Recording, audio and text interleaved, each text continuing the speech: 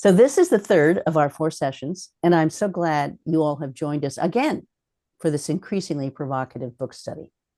I'm Molly Arthur, a Society of the Sacred Heart associate here in San Francisco. And I welcome you all within the living reality of being the heart of Jesus in the world. And may we feel heartbreak and heartwarming in this work, heart lovers. So to get us grounded here, we are going to start with Espacio for 2 minutes, which will be a simple video with music played by Mary. And then we invite Dave to read one of his statements and say a prayer. And then we will start our interview between Dave and Mary. Yeah, so Mary, you're queued up there.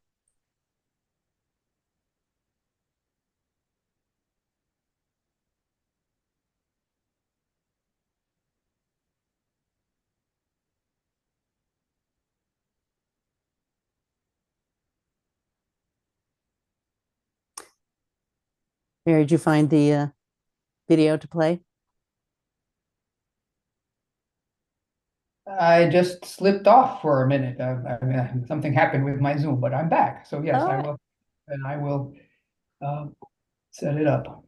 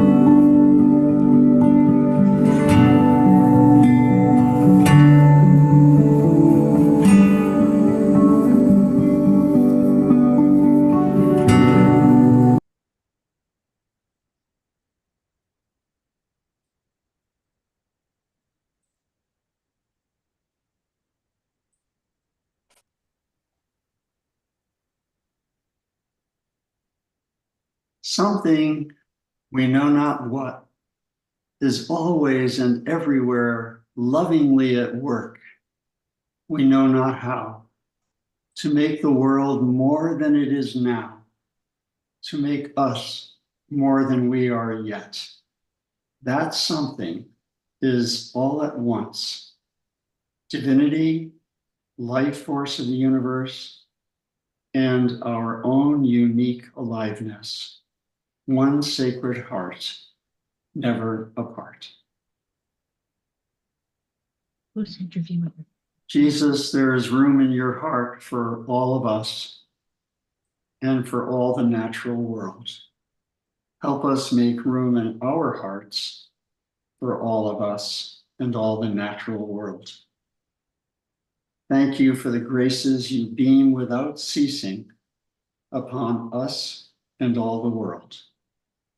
And may we always remain loyal to the calling of our Sacred Heart family, to know and show the love in Jesus' heart, and to co-create with him a world of justice, peace, and love. The heart of Jesus, the heart of Mary, and our hearts are one in time and eternity. Amen. Amen. Amen.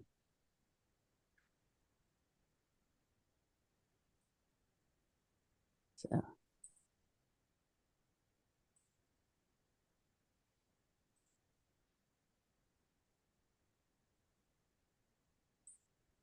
I'm going to spotlight Dave and Mary and me.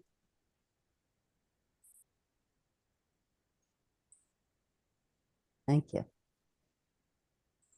So it's so wonderful for us to be together and to be able to contemplate together and hear Dave's prayer and Mary's, music and invitation for us to be in the forest together.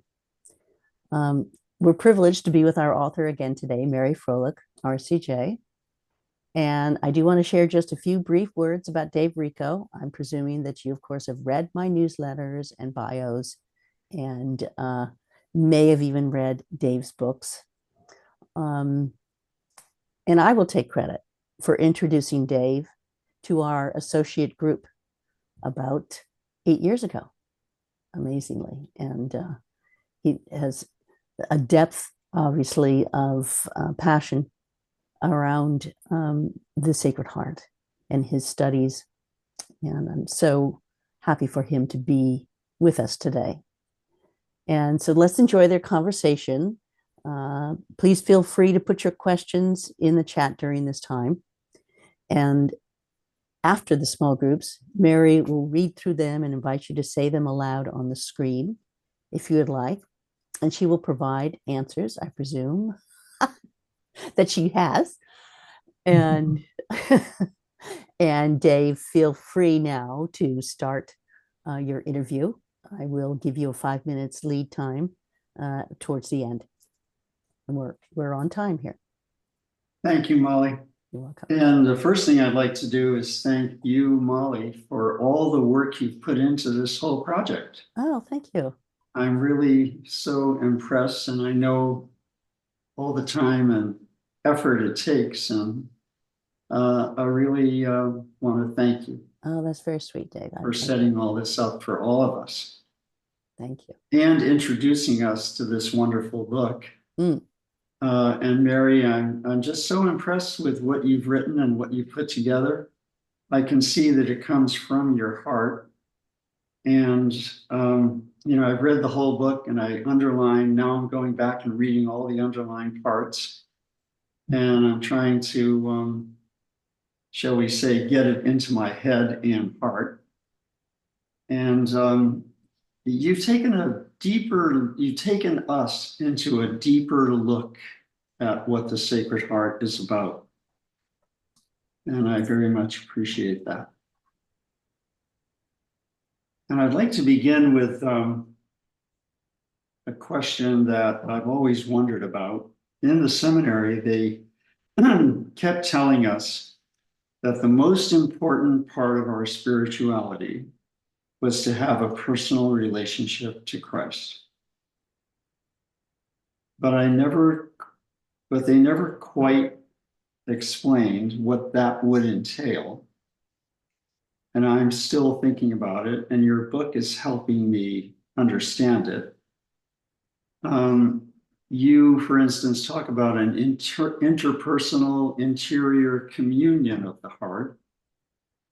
And I'd like to ask you how that fits with your understanding of, or your own personal relationship with Christ.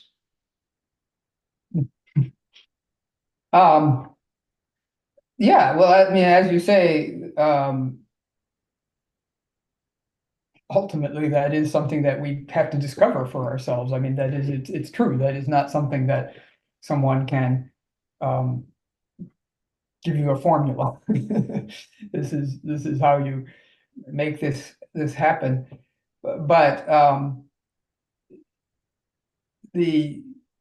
in the context of this book, I mean, it is opening it up. One of the sections of this part of the book talks about imagination as being key to our relation, well, to all our relationships, really, that we have to be able to imagine a relationship before we can enter into that relationship. And so the book is really reimagining what a personal relationship with Christ looks like. Maybe not reimagining it in every aspect, but reimagining it in putting it into a whole different context and opening it up to dimensions of our lives that maybe weren't what we were taught at earlier stages of of our lives. You know, I mean, ultimately, it is the personal relationship is the being with Christ at in the deepest dimension, or the most real dimension. Maybe that's a better way of putting it. The most real dimension of who we are. You know, I think a lot of the time, I don't, probably not too many of us can live in that, having that relationship completely awake in us all the time. I mean, so that it's something that maybe in terms of much of the time, it might be kind of a background or um, a little bit muted part of our lives. But that, again, in the context of this book, opening it up to our relationship with to our relationship to the whole natural world, to being in the natural world in a totally different way, to go into the natural world. Or I sort of hate that phrase, the natural world, but anyway, it's the best to have at the moment. Let's go into the forest. I mean, even though it isn't always a forest, it might be the desert or the meadow or whatever it might be, but to go into that place and to experience it as being, we are here, we is Christ, and we is all the creatures that are there, and that we are here, we are here, we are in relationship, rather than, you know, just I'm here, or I'm here with God, or whatever, but that there's a we-ness of presence in that place. So that's a starting point. Again, I think it's a question we will work with our whole lives. I know it's a question with our whole lives. Well, thank you.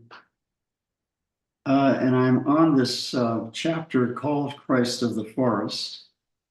So let me just stay with it instead of going from chapter to chapter with one question at a time. I wanted to ask about our own relationships with our family, with our friends, with our intimates. How do we place them in the context of an ecozoic consciousness? How do we bring them too into this ecozoic theology that you're talking about? Otherwise, it becomes separate. Yeah, I mean, the first thing, again, and I've said this before in these sessions, but the hard part for us is to not make being human and human beings into this sort of separate category that is the one that really matters, and that everything else is just background. That ultimately all of our relationships are part of the web of ecology.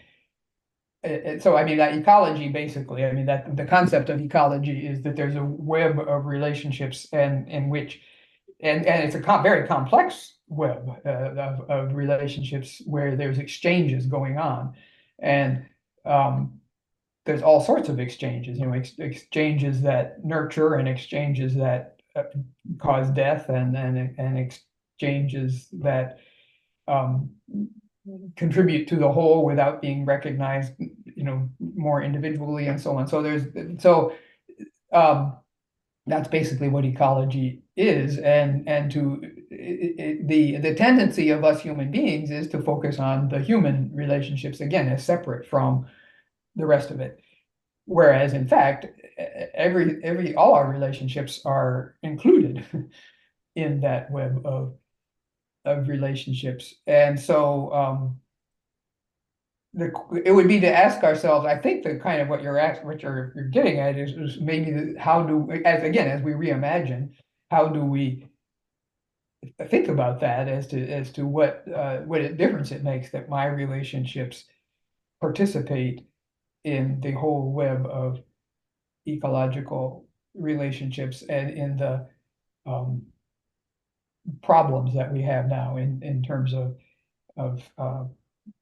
of our way of being in the world, our way of our destructive way of being in the community of life, and how what different relationships might we want to nurture, or how might we want to bring new things into our relationships, or how do our relationships mirror or real positive kind of exchange. So those are a few thoughts anyway on that. Could you give a practical example of how our relationships, say, with our friends, would take on a new cast and have more of a sense of our mutual participation in the web of life? Like, do we just go on hikes together? Do we all read your books together? Like, what would help us get there? Well, I mean, everybody is uniquely situated in the web. So I mean, there isn't necessarily a one size fits all, or that everybody is going to be doing the same thing. The things you mentioned would be great, to actually spend time in and talk about awaken each other to what's going on in the world around us. I when I lived in Chicago, I remember one time we were I prayed for the birds because the birds were crying. They sounded like they were upset, and people were like shocked at first, but then they talked about it for a long time, about that I was listening to the birds and at least trying to understand what they were saying. Now, of course, I might have been misunderstanding them, but that really, I think it really made an impression on people, that I was listening. So, I mean, you can bring that into our conversations, talk about what we have heard or understood or experienced, and what that means to us, and what we've learned about the web of life around us. A lot of us live pretty much oblivious to the most basic aspects of our ecological web. For example, where does your water come from? Okay, it comes from the faucet, and that's about as much as most people know. Most people don't really have much of an idea of where that water has been, what the rivers and the lakes and the whatever their watershed consists of, and the things that are impacting that watershed and so on.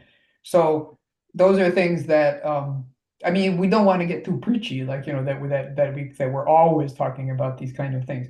But I think they can be kind of a fun thing, to bring into conversation. So that's one example. Yeah. Okay, well, thank you. This chapter included some of your wonderful theology, and you have the concept of personing, which you introduced in the book.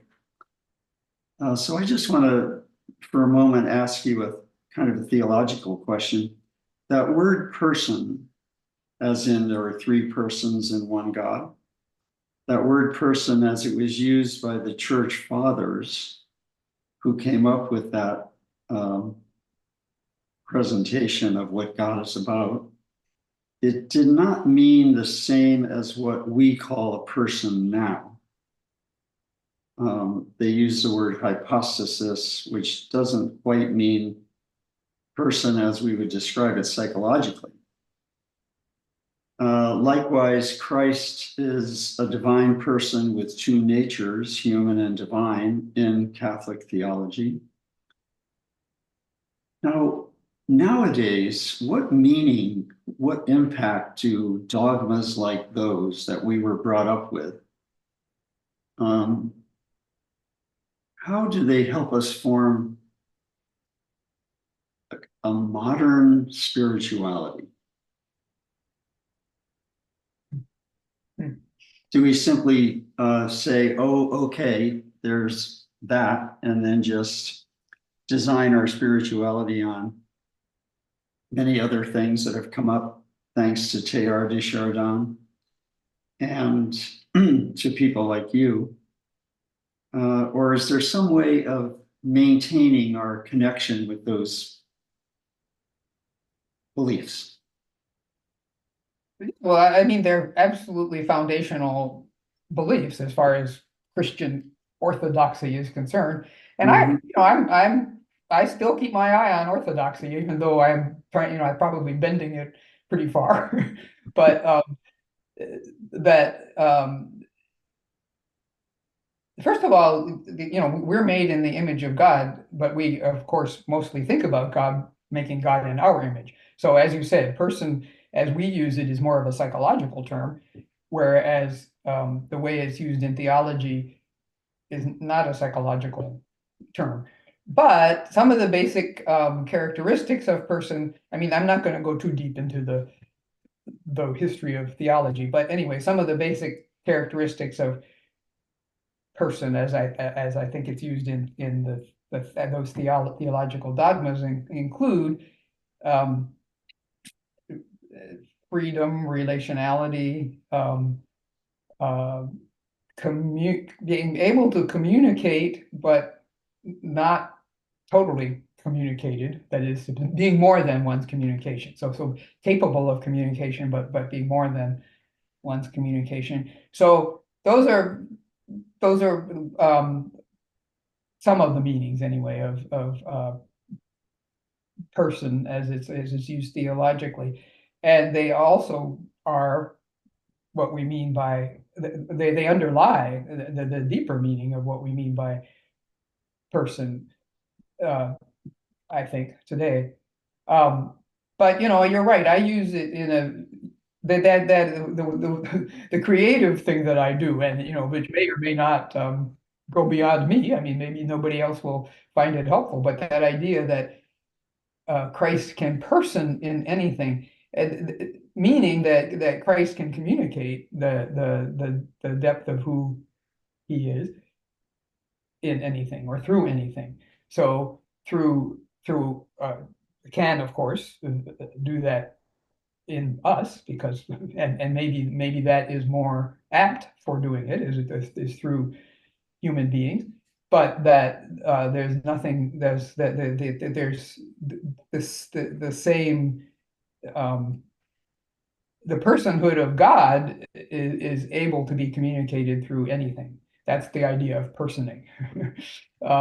And that we experience that sometimes. I mean that is when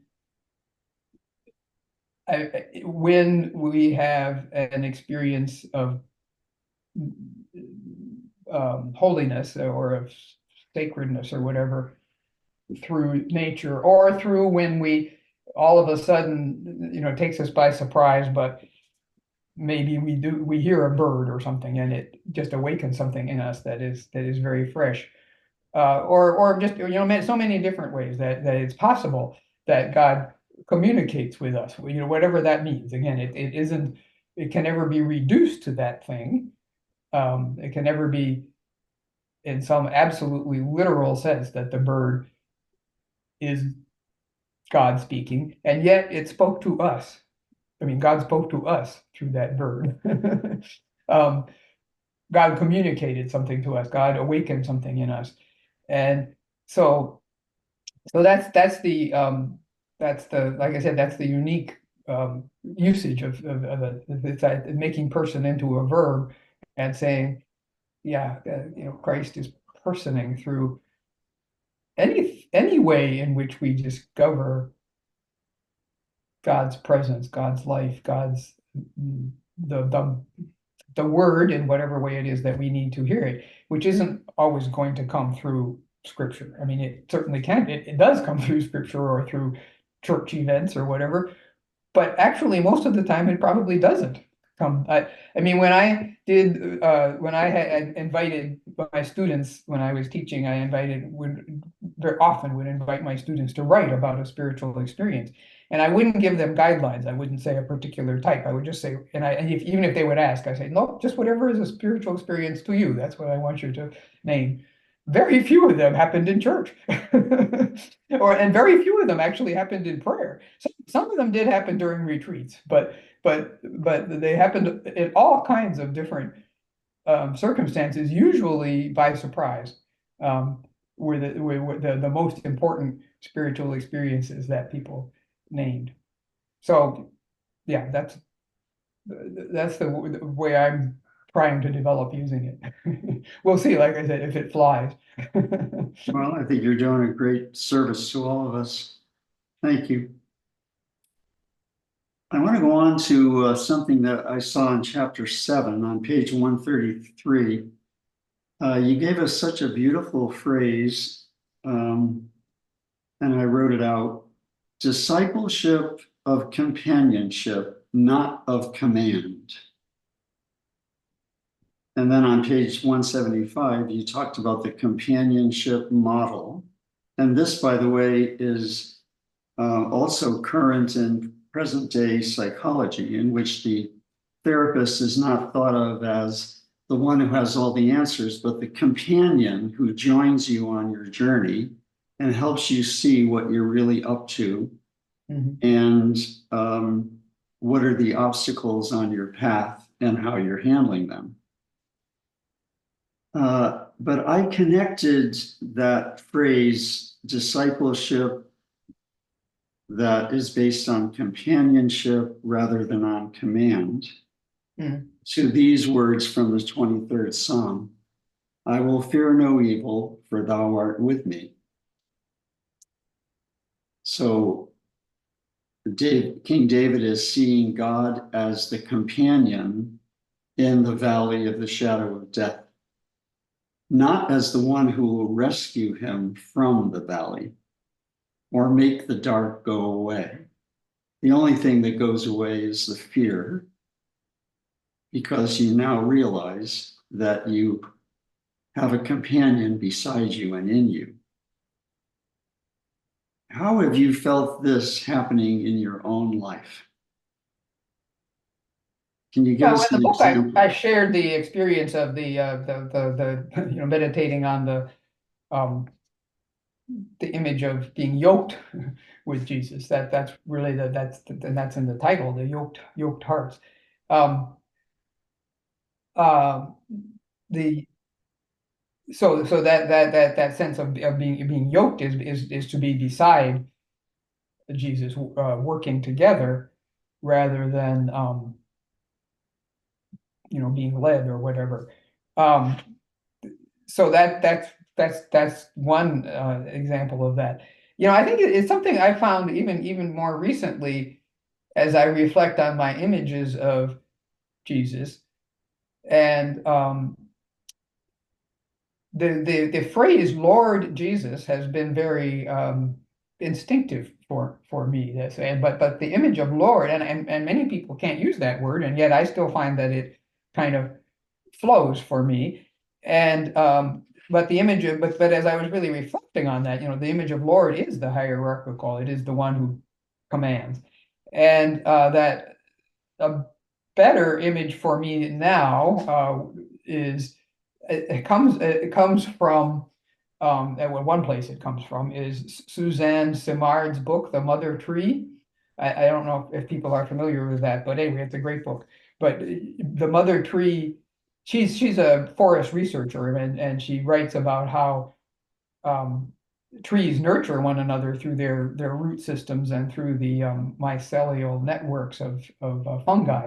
But specifically, the mother trees, which are the big trees, the ones that are older, and that they have a particular role underneath the ground of nurturing and caring for all the trees around them, although they have a special care for the ones that are related to them. But they do care for all the trees in their vicinity, even other species. And so that's become an image of Christ for me. Is the mother image, and specifically the mother tree image, as sort of under the ground or in a hidden way, but spreading out in all aspects, not only of me, but of this entire network that I'm a part of and that keeps me alive. That Jesus is at work, like the mother tree.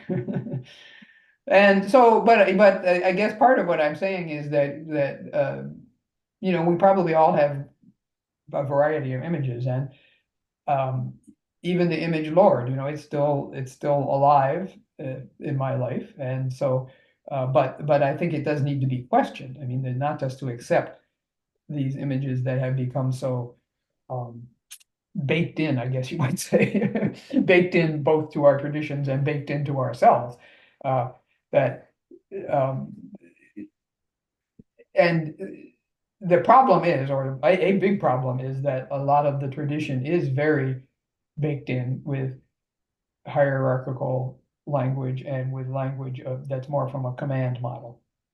And um, so it's going against the flow in a lot of ways to reimagine that, to rethink it, to um, work with in oneself and in other contexts with totally other kinds of images that encourage a more companionship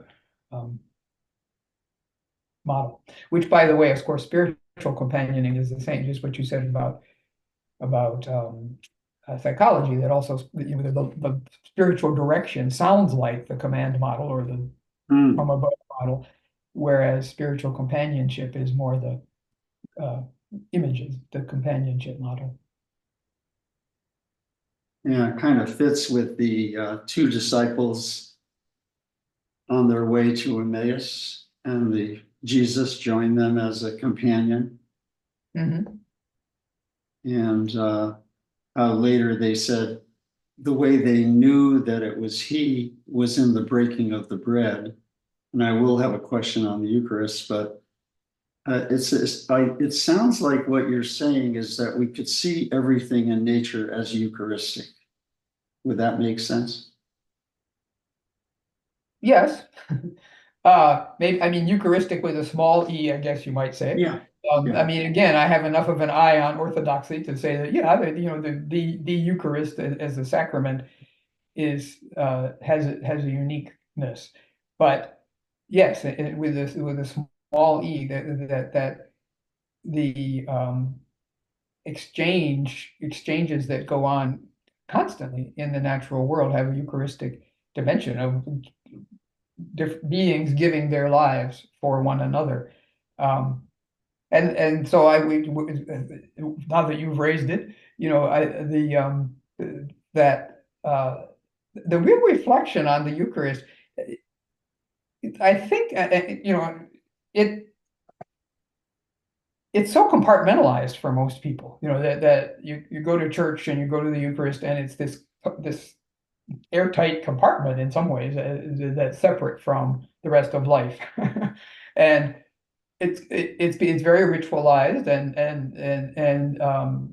people may have a great devotion, but again, it's a separate compartment.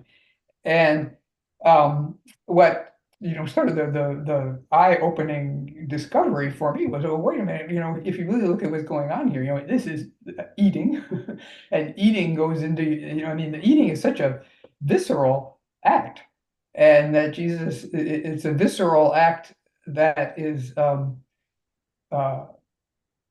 again, it's shocking. And that's the Gospel of John has that story about how shocked people were when he said, "You have to eat my body and drink my blood." I mean, they said, "Whoa, that is way too much. We are not going there. We are not doing this."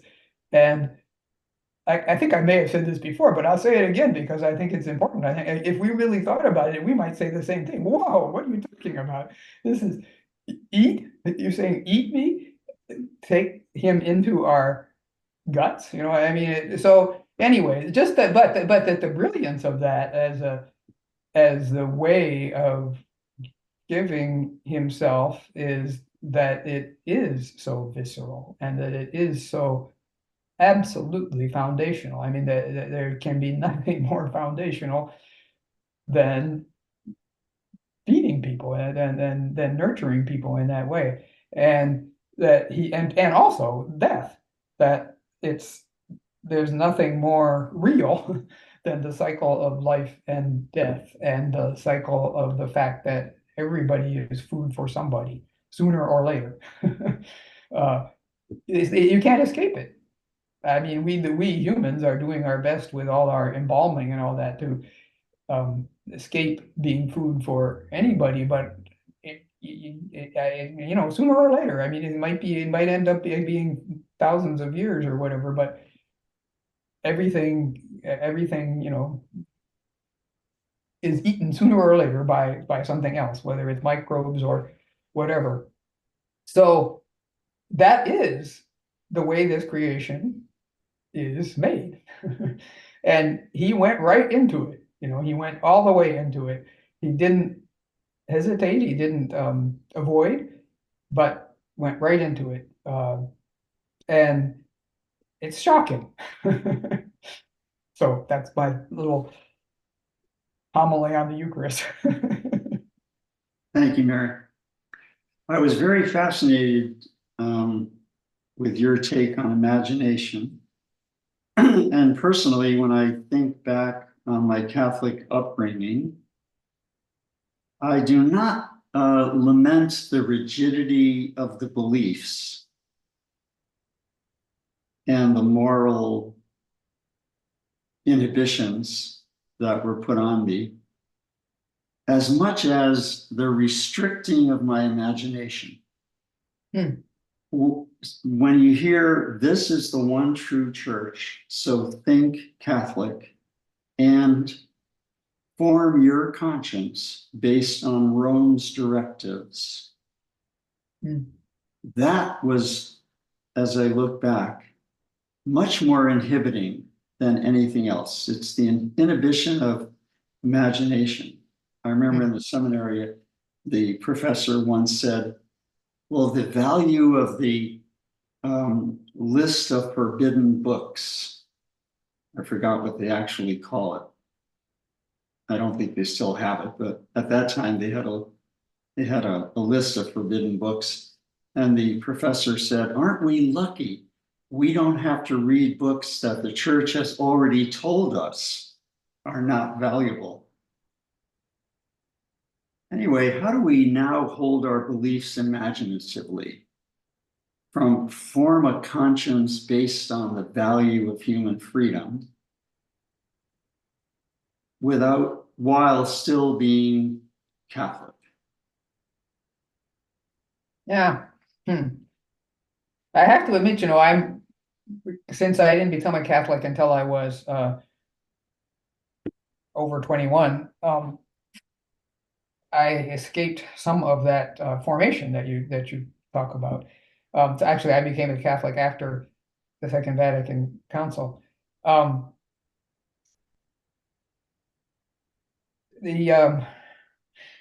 again, I mean, imagination.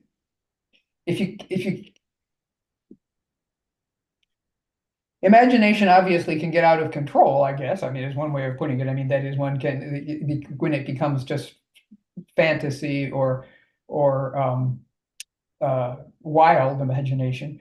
But on the other hand, imagination is absolutely central to forming any relationship and to engaging in any well, in any activity, but certainly in any creative activity. And that was true, but even within Catholicism, the old Catholicism, which had these strict boundaries. But as you say, they wanted you to imagine only in a certain way. And I mean, it wasn't that you weren't, because you had to imagine. I mean, you had to be able to imagine God in some way. You had to be able to imagine prayer in some way. You had to be able to imagine participating in the liturgy in some way. And so you had to imagine, but there were these very strict boundaries on it. And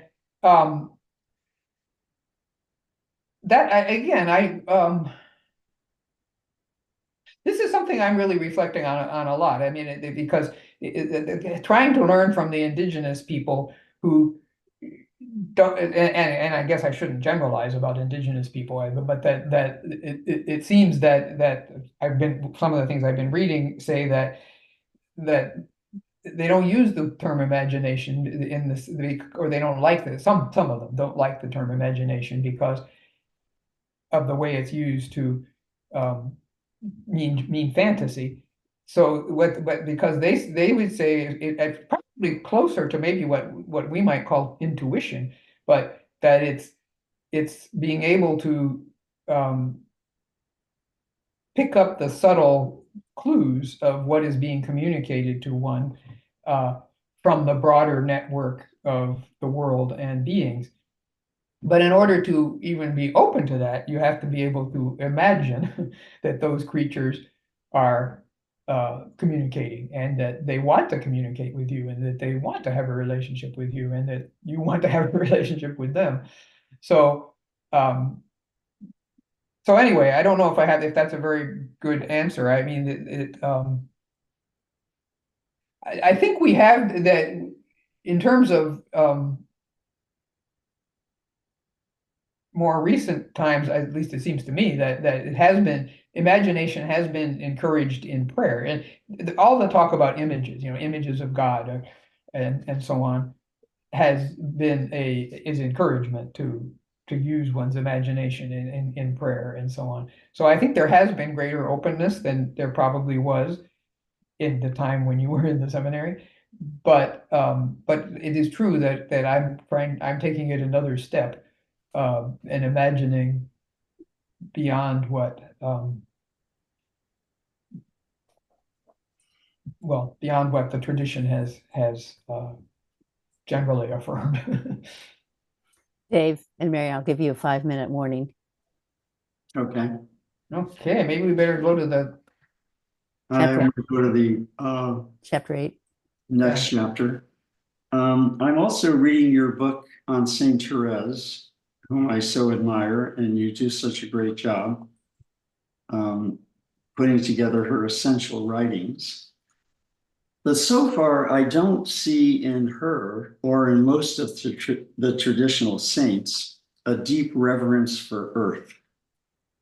Why did it take us this long in human history to find what you call a tender and ongoing relationship with our planet? And how did the church and political systems interfere in or encourage people toward that earth spirituality? Well, I mean, actually, I've I've written articles both on Saint John of the Cross and on Therese of Lisieux in terms of ecological consciousness. With John of the Cross, I mean, it's not ecological consciousness as we would understand it today, of course. I mean, that because ecology is a science that has only been developed within the last, 80 or 100 years at the most. But that John of the Cross, when he talks about his, first of all, John of the Cross was a man who loved to spend time in nature, and he was deeply inspired by the natural world and by the creatures. That was his favorite place to pray. And that then when you look at his description of his mystical experience, or I mean, that's what we call it, his mystical experience, but his most profound encounters with God, it includes the whole cosmos. I mean, it's and he says that it transforms how one sees everything around one. So I think it's there in the ones who are most transformed. Now with Therese, I didn't so much. It's more that the connection I made with her was that her, what you can call the sort of little virtues are very in tune with an earth spirituality. I mean, and she actually loved the natural world too. I mean, in a very simple way. She enjoyed, when she was a child, she loved going with her father, go fishing, and she writes about the flower, I mean, so she's noticing things.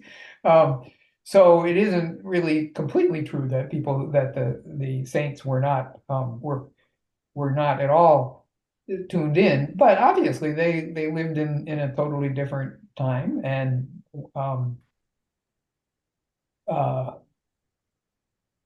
we are being awakened in our time because the extremity of the destructiveness of our way of being is the fruits of that destructiveness are coming home to roost.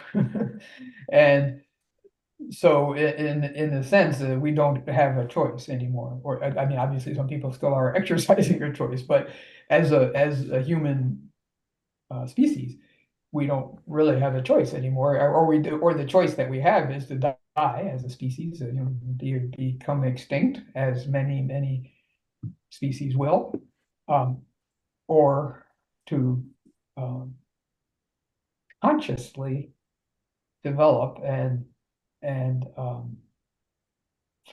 find the ways of living in the community of Earth creatures, to live in it as participants and as responsible members, instead of looking at it all as being here to serve us and to be used in any way that feels good. Well, you're certainly helping us move along in that way. And I really appreciate having had this chance to talk to you about all this. And as I say, I love your book. I just wanted to end with something you reminded me of when you talked about, the trees. When Ralph Waldo Emerson came here to California to visit with John Muir, he had the experience of being with the redwoods, and he wrote this: "I felt that they were looking at me affectionately." So, Yeah, thank you. yeah. When I mean, again, it happens. Yeah. Okay, All so right. now we go to the is it time for the small groups, is that right? Yes, yes, it is. And Okay. thank you so much for that in-depth and clarity of and the reality of what you're offering in the book. Because I think all of us are in some way studying it, and because it's clear, but it's a lot. And so, thank you, Dave, for making it a little more of the reality and the possible grasping better for us about what really are you saying here, because the context has been broadened. Thank you for that. So I'm going to we'll go into groups of 3 for 5 minutes each, and watch the upper right for moving the spotlight. Watch the upper right corner for a timer, and when it shows 15 minutes on the timer, there will be an additional 1 minute before you. Here's the question, which is really very simple. Try to stay in your heart and share with your small group of 3 what is opening your heart in this 3rd session. And I see that we have 16, and let me go ahead and work on doing the groups.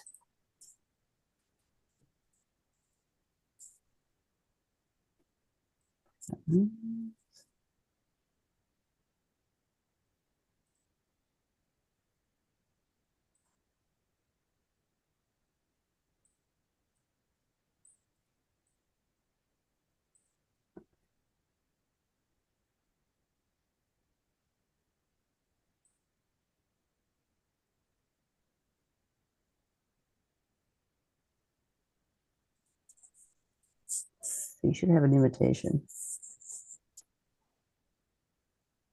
to join.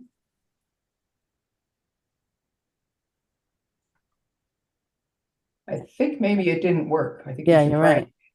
Didn't work. So close all rooms and start over. Okay, thank you.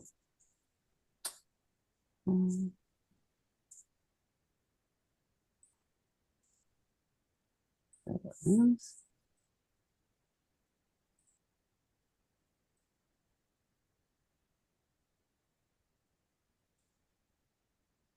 wonder why I'm not getting the option of the rooms. Close all rooms. You haven't closed them. Okay. It's showing up on my screen still. Oh, there we go. Yeah.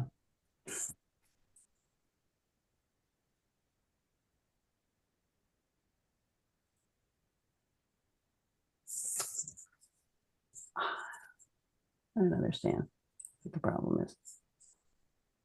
Sorry. It needs to come up as an automatic offering.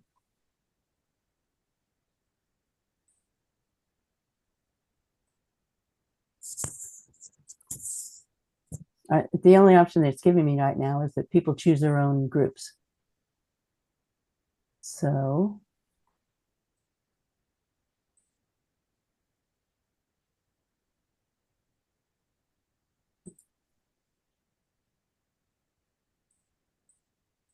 I'll do them by person.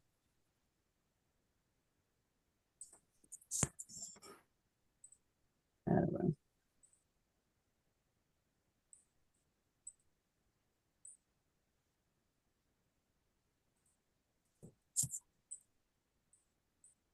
So I'm assigning you.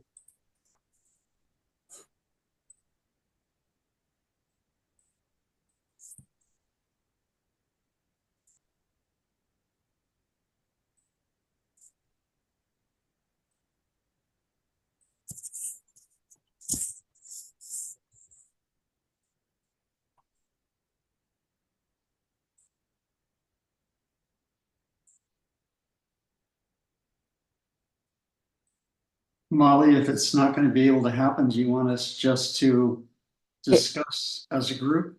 Well, it did happen and people are joining. Are you guys joining the rooms? Yeah. And then No, it doesn't say it yet. you were not invited because you're a host. Would you like to be in a room? I'm thinking I want to be in a room at this point. Everyone else is in a room.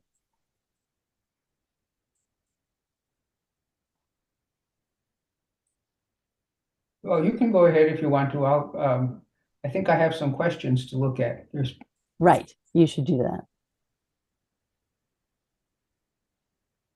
Yeah, you don't join, Dave won't join. no questions yet. Yeah, okay.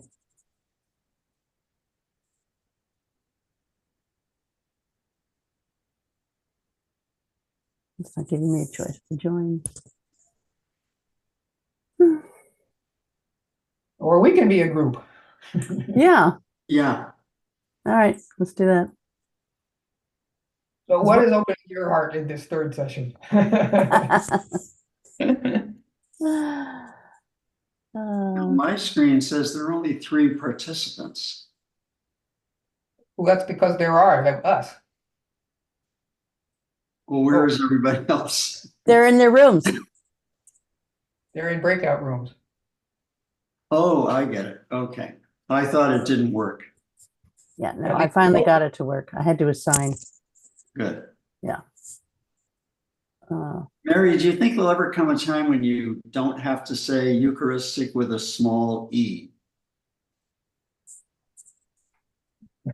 Well, I don't know. As I said,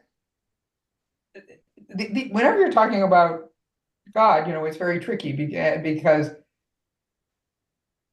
it isn't. You can't really say God is everything. I mean that's not accurate. So God is, there is something totally unique about God, and likewise, so the Eucharist, there is something unique at the same time that it is expressive of and included in everything.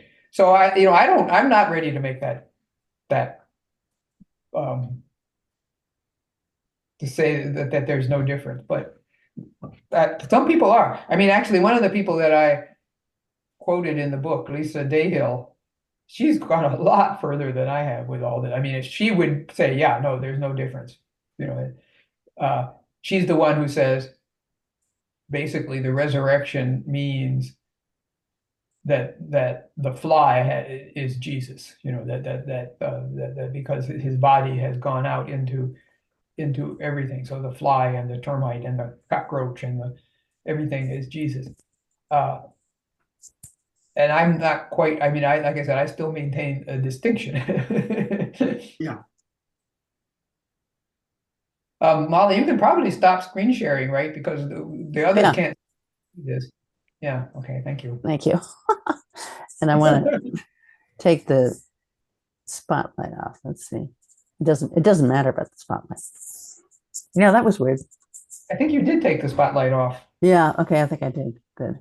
because at the end we were all small. And then I think that they say that it looks like it's certain amount of time left.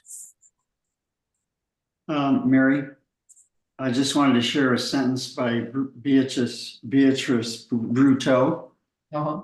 whom I really like. The world of mountains and rivers, of bread and wine, of friends and enemies, is all held and displayed in the universal monstrance. Mm. Mm. Isn't that a beautiful way of putting it? Yeah, yeah. Yeah, she's a remarkable well, I believe she's died now, but her books are really remarkable. I remember I did meet her and I was too young. I mean, she was too much for me when I met her. Um, Too much for me in the sense of how far her imagination had expanded beyond normal or typical ways of expressing things. And so, but I really should go back and read her again. Yeah, as you say, she's so wonderfully imaginative. So Molly, what are you thinking? Yeah, I'm thinking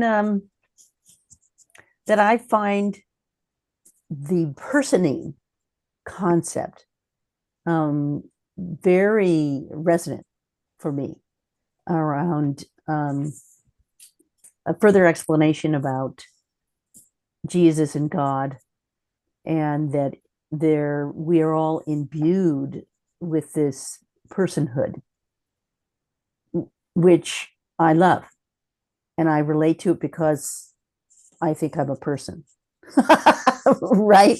And therefore, if I'm thinking I'm a person, I can see my experience of being a person as an extension, as a desire for me to extend it to everything, animate everything in the world with that capability of the relationship. Yeah, so in this in particular is really strong for me as far as the personing, and I kind of get the Eucharist thing, and I love what you just said about Jesus is that he in talking about going directly to the Eucharist and the eating, and how radical that was, and it is with people who don't know much about Christianity, they think it's a pretty strange, cannibalistic. Right. It is pretty strange. Yeah. I mean, it's pretty strange if you don't know anything about human religious practice, because similar things happen in many religions. But Yeah.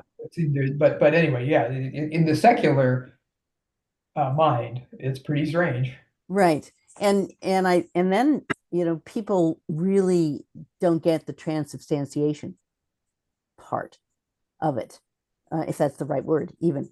But this helps me get closer to what is the sense of why the eating is so important when it's foundational to how we live and how we be.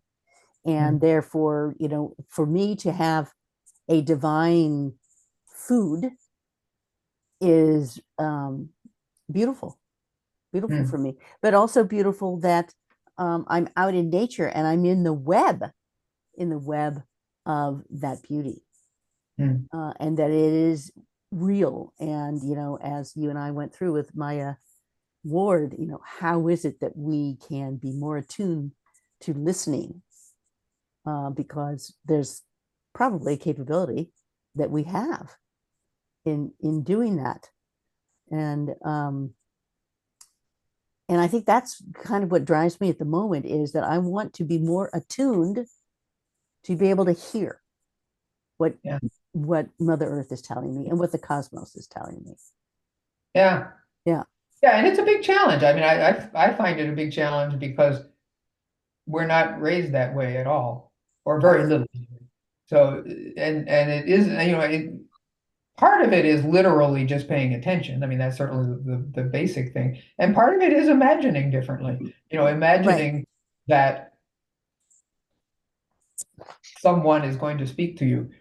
Right. It is, I find that you can't say, well, you tree are going to speak to me. I mean, that Yeah. doesn't work. It's like being alert. Someone, I'm open. I'm ready. Who wants to Yeah. who wants to communicate with me? And actually, there's a practice that is taught in these circles that is very simple, but it's called the medicine walk. Mm. And basically, it means setting an intention and then setting a moment. You step over a threshold. It can be the threshold, can be anything, but it can be imaginary or it can be a branch or whatever. But that before you step over that threshold into the medicine walk, you set your intention, and so your intention can be, what do you want to say to me today? Or Right. it can be more specific. It can be, I really need guidance on something. Yeah. So And then, let me interrupt you because I want to ask this. So how is this then compared to the mystical experiences, the supposed mystical? Because isn't that what we're really, the attunement would be in a context of being mystical? I mean, there are other people who say that they can talk, or they have certain trance moments when it's kind of a mystical. So you, expert on Therese, as a mystic, how does this relate to us going out and getting better attuned? So maybe that's, if you end up needing a question, that would be fun for me to hear the answer. Because I think we're gonna, yeah, how many minutes do we have? they have 4 minutes left, so that's Oh. okay. I think unless you want me to, we'll be No, better. that's fine. I just was, yeah, I mean, mysticism Right. is a tricky concept, um, because I mean, I think there's lots of levels of Mm, mysticism, right. I mean, so some of them are very common. I mean, some of them are, and maybe this one that we're talking about here, where we sort of create the conditions of being open to messages, if you want to put it that way, Right. I mean, what is it, sort of like acquired contemplation or something, or acquired mysticism? I mean, it's a practice that Mm-hmm. opens one more. Whereas Right. there's some kinds of mystical experiences that are clearly um, uh, totally beyond human control. I mean, that there's a more overwhelming, Mm-hmm. and in a positive sense of what, God Yeah. having an intention to communicate and so, but yeah, I think, um, mysticism basically means um, communicate or encounter with the mystery, and the mystery ultimately is Christ. So, the personing. Anytime there's a personing of Christ, there's a mystic, or there's an encounter with the mystery. Mm. But the Interesting. mystery, that word, I mean, again, it's a word. I mean, it's an important word, the mystery, and but it it too has gotten kind of compartmentalized. Mm-hmm. Yeah. On And a personal, oh, go ahead, uh, Dave.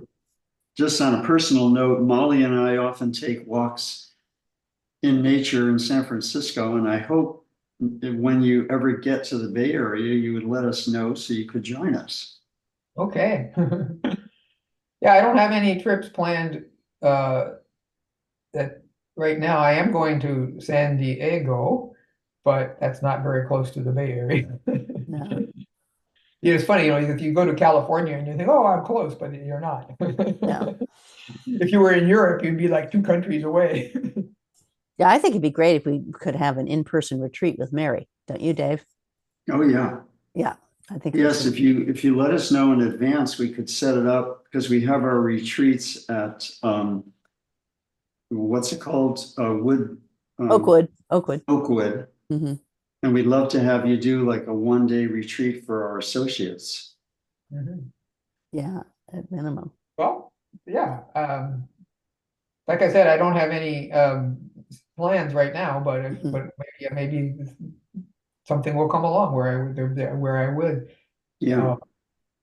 The reason I'm going to San Diego is there's an academic conference that I go to every um, November, and it happens to be in San Diego this year. It's like the week before Thanksgiving. Well, the week before the week of Thanksgiving, I guess you would say. It's Yeah, every year. Thanksgiving week. Well, it's a week before Thanksgiving Oh, week, but then it rotates between about 5 different cities, and San Diego is one of them. So, um, but anyway, okay, yeah, well, keep it in mind. Yeah, Okay. please do. okay. Time is up. And And so, Molly, I'll be back at the end of this month in another couple of weeks. So yeah, we'll set up a time to get together, I hope. yeah. All right, I'm going to close the rooms now. Be 1 minute for them to get back. And I forgot to not record this part. Shall I leave it in?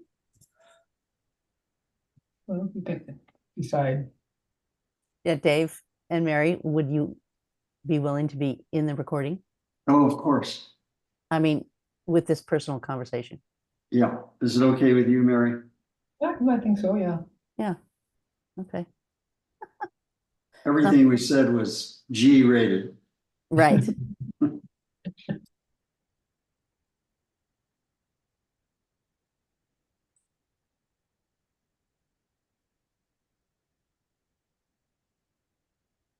Can you set it up so we can see everybody on the screen? Yes. So you should not be.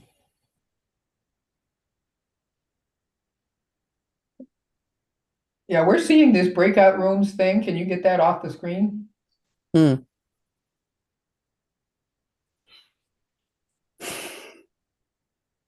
I don't know.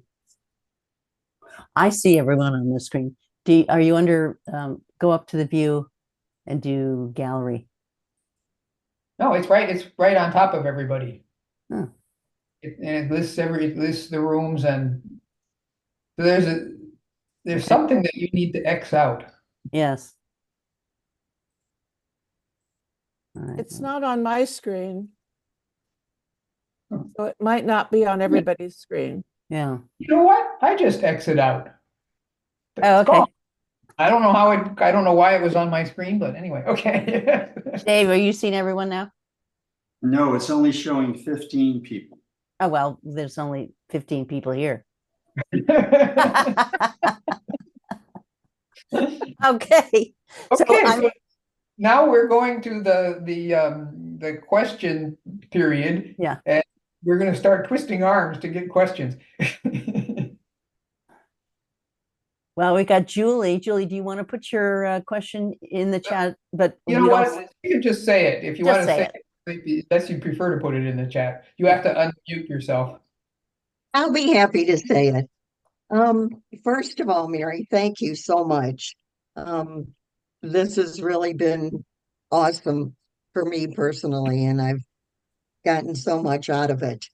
Um, the question that I have for you is about Elizabeth Johnson's quote that you used unimaginable livingness. Hmm.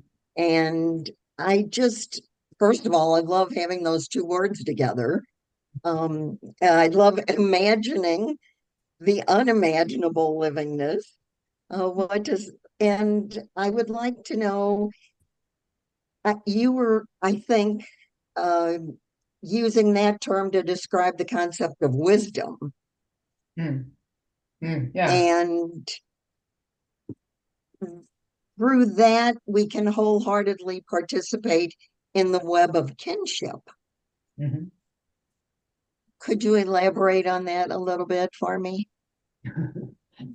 Yeah, well, I mean, wisdom, I mean, the biblical concept of wisdom has been a way in, both for feminists, because of course wisdom in the Bible is often is portrayed as a woman. It's also a way in for an ecological theology. You know, the wisdom, whereas many of the biblical traditions are salvation history. I mean, that's oversimplified, but anyway, they focus on the battles and triumphs and the movement toward the apocalyptic future and so on. Whereas the wisdom tradition is focused on daily life and creation. So it's a very different standing point. And so Elizabeth Johnson, as both a feminist theologian and an ecological theologian, is one of those who has worked with that tradition a lot. And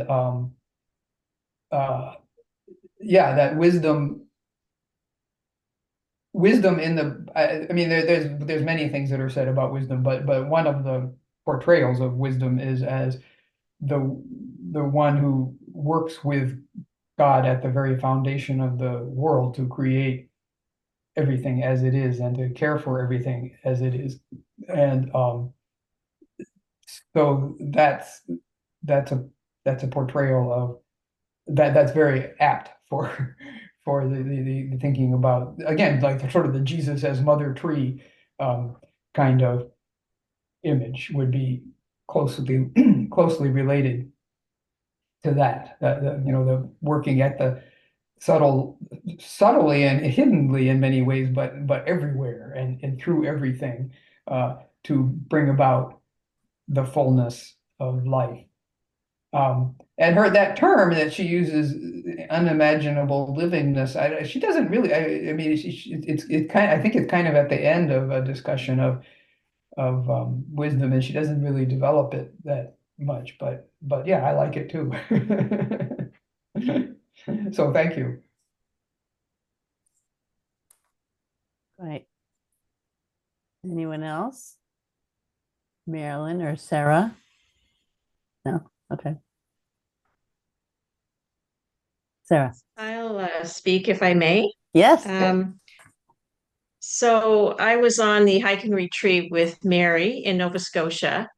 And so I experienced tree therapy. And at this stage in my life, this book is a gift to me because I was a city girl. And so to get out into the country, and we have a property now, and I see all these species, the deers and the fox, and I'm sort of coming into this relational point in my life. Chapter 8 spoke to me. Mary, you did an amazing job of bringing us through like Bonhoeffer and the different theologians. And then the shock was talking about eating, like the Eucharist. It ended with that.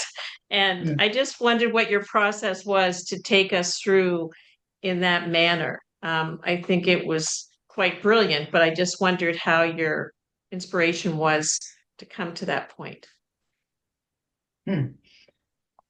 Yeah, well, I mean,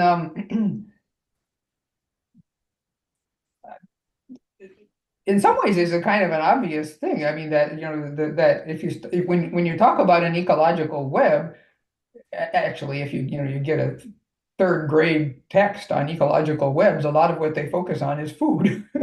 I mean, that isn't the only thing that's moving through the web, but that's sort of the most obvious connecting point of different creatures is who's feeding who, or prey and predator, of course, as part of that language.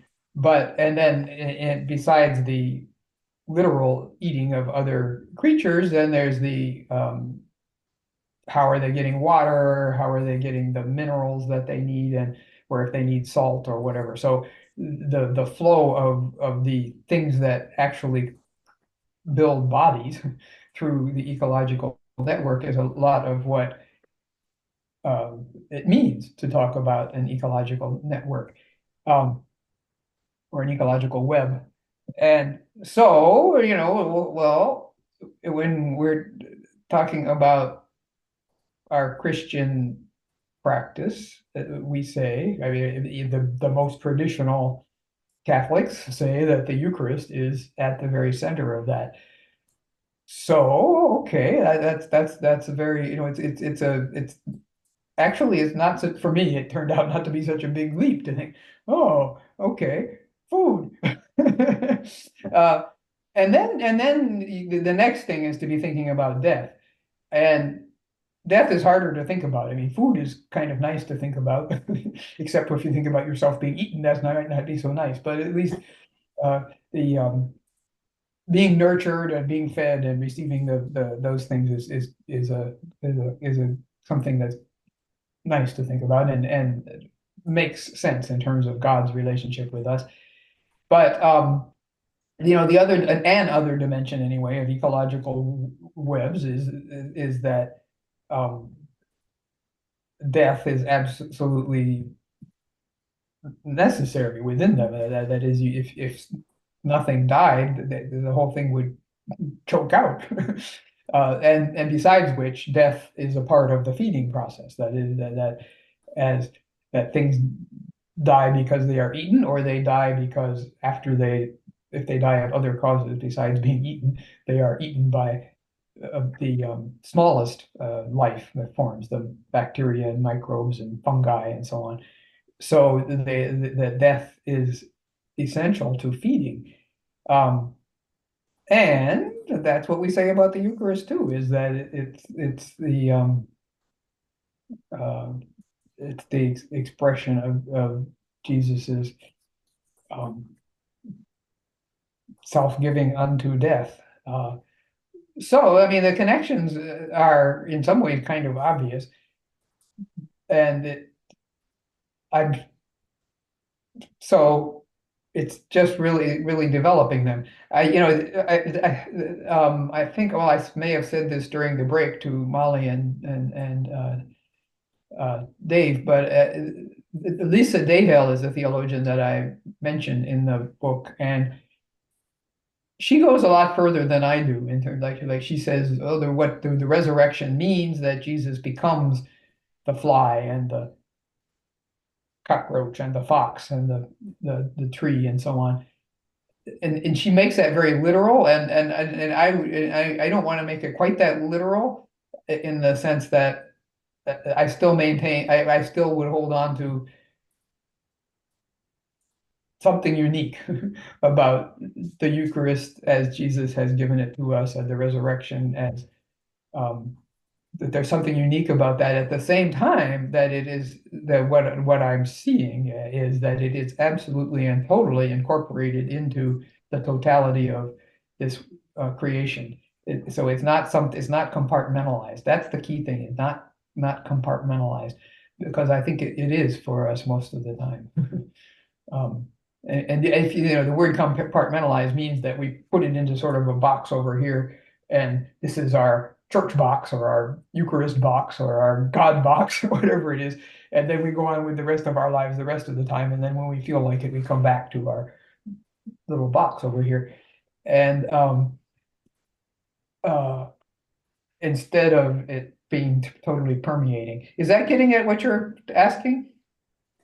It is. I guess with the title of the chapter, I was expecting, and I was following through with Community of Hearts and relating to like how difficult it is sometimes with Christians, but then we developed into the interspecies, and then we were into, talking about the Eucharist, and I was like, wow, this is just I was not jumping like you, thinking this was a logical leap, but it gave me great comfort to follow the path, and that's why I asked. So thank you.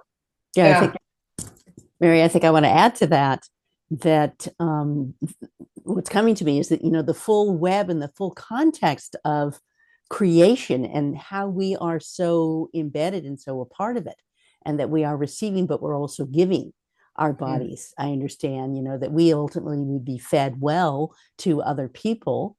And it makes me feel a part of a place where I belong, that this is right for what I can be if I'm truly enmeshed and in part and in an offering within this web of life.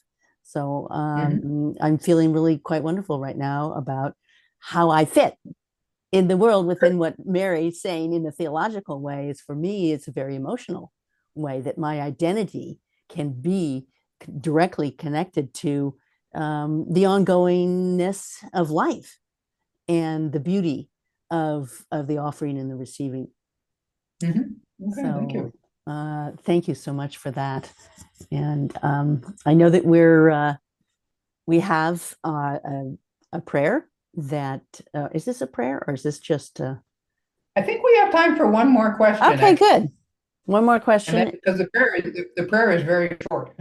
Yes. Yeah. So if there is one more question, either from Sis or Yes. Marilyn. Sis. It's just, I don't have a question, but I want to say something to Mary if I can, since it's just Yes. a second. When you said you prayed for the birds, I think they know it. That's what I think. Oh. If you sit quietly and listen to them, there's something about them, because there are so many thousands of birds are diminishing from creation because of all the stuff they've been eating and things, the way we kill them. But when I saw that migration of the birds, I don't know, it's just that encounter with other species that makes it not so theological or anything categorical, but it's an experience of listening quietly and hearing them, and then realizing that if you listen to that one bird singing, you're hearing all the birds and they're answering you somehow in that song, and they know that you're praying for them, and they pray for you. So that's stayed with me from early in the session. Thank you. Okay. Thank you.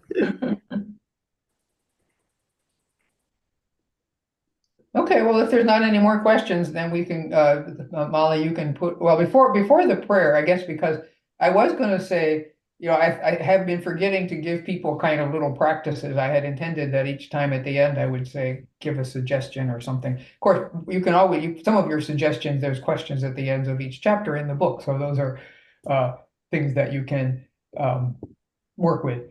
But I was thinking about reflecting on the giving gifts and the mutuality of giving gifts, and how in the animist perspective, personhood is or being a person or being one who can communicate is defined by being one who gives gifts and also receives gifts. And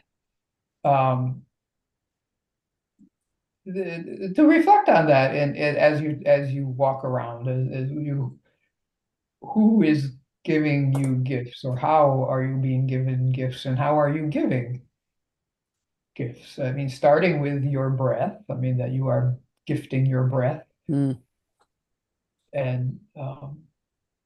gifting your attention, perhaps. But anyway, just to reflect on that, the process of gift giving and the mutuality of that, and how that goes beyond the human. So that's just a reflection as something to.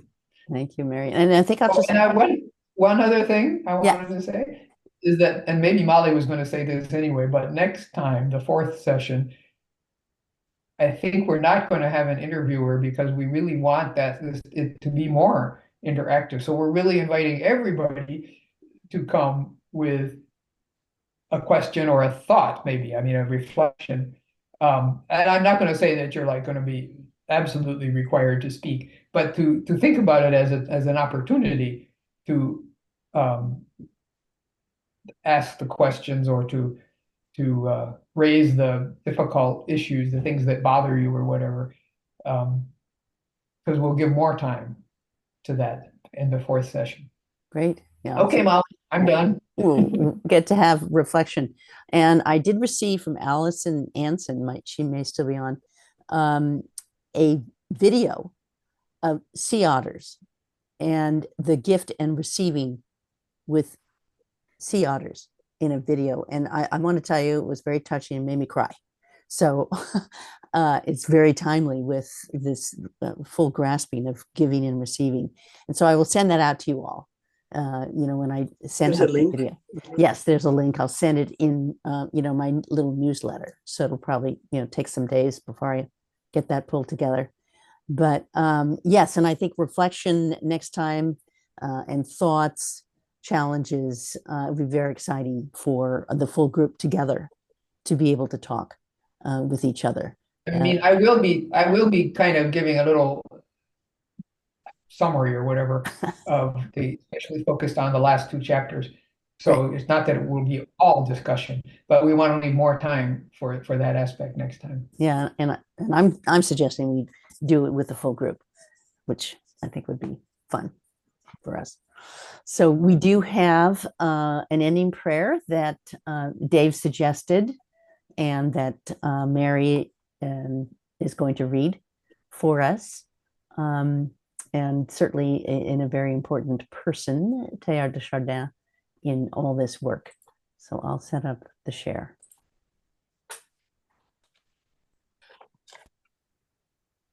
Go ahead, Mary. The prayer isn't, oh, there it is. Okay, thank you. Yeah. My litany.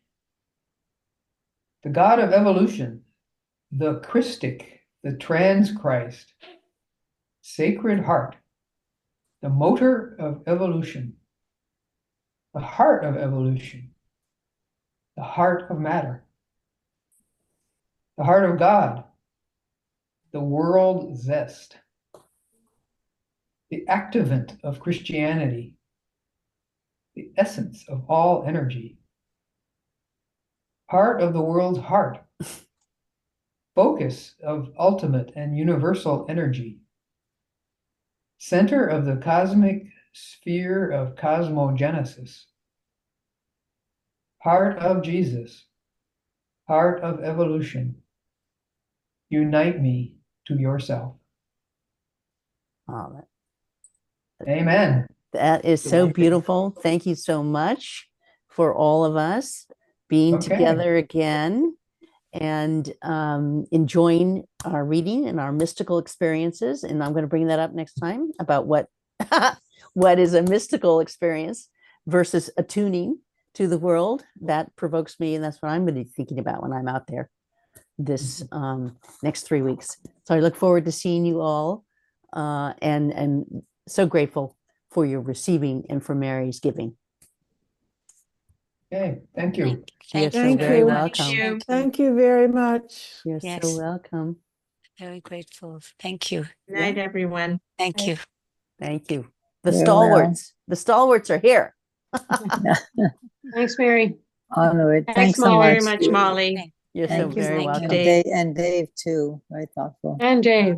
Yes. Yes. Very Yes. thoughtful. Everybody. Till next time. Yes. Bye. See you Bye-bye. soon. Bye now. I'll end it now. Bye-bye. Bye.